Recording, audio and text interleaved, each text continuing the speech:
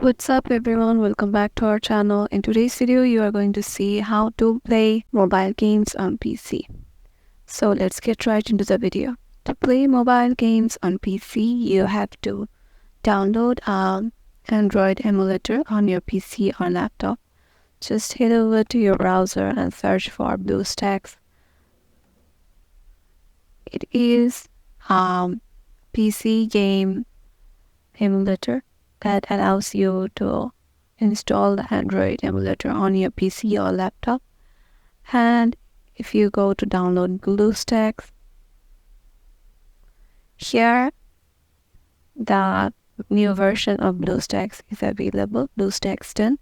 You just have to click on it, and once your BlueStacks is downloaded, you can just launch it and play your mobile games on PC. It's the same. And that's it.